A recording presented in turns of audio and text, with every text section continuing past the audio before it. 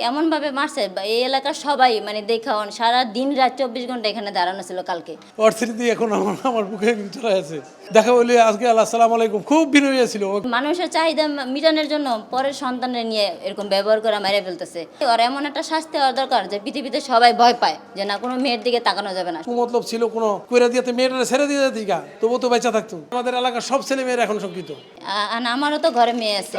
এগুলো হইতেছে কিছু কিছু খারাপ মানুষের শাস্তি এরকম ভয়াবহ হইতেছে না, এর জন্য আর ভাবতেছে 6 মাস 1 বছর পর তো আমি বের হয়ে যেতেছি, তাহলে আমি এরকম করলে আমার কি সমস্যা? ওর নিজের মানুষের চাহিদা মিটানোর জন্য পরের সন্তানের নিয়ে এরকম ব্যবহার করে মেরে ফেলতেছে। আর ওর অনেক এমনভাবে মারছে এই এলাকার সবাই মানে দেখা সারা দিন রাত 24 ঘন্টা এখানে দাঁড়ানো ছিল কালকে ঘটনা ঘটার পর থেকে। এখনও মানুষ আছে, তাই ওরা এভাবে শাস্তি দেওয়া উচিত যে এরকম আরও হাজারো খারাপ মানুষ যে ভয়ে কোনো মেয়েদের দিকে না তাকায়। আর যদি আইন সাজা না দেয় জনগণের হাতে দিয়ে দেখ, জনগণ ওরে শাস্তি দেবে। জনগণের শাস্তির উপরে কোনো শাস্তি নেই, বুঝেন নাই? আর পুলিশ তো 6 মাস 1 বছর পরে ছেড়ে দেবে, জনগণ তো ছাড়বে না।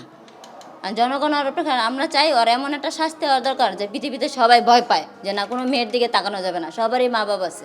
ওর স্মৃতি এখন আমার বুকে চলে আছে। ওদের ঘরে আসলে বা ওর বাবার সাথে আমি চলতাম একসাথেই। আমার কী বলবো আমি, দেখা বলি আজকে আসসালামু আলাইকুম খুব ভিড় হয়েছিল। ও খুব মেধাবী ছিল, ও মানে ওর মতন মেয়ে হয় না। এই মেয়েটারে নিষ্ঠুরভাবে যে হত্যা করছে, আর দৃষ্টান্তমূলক শাস্তি চাই, আমরা সর্বোচ্চ শাস্তি চাই।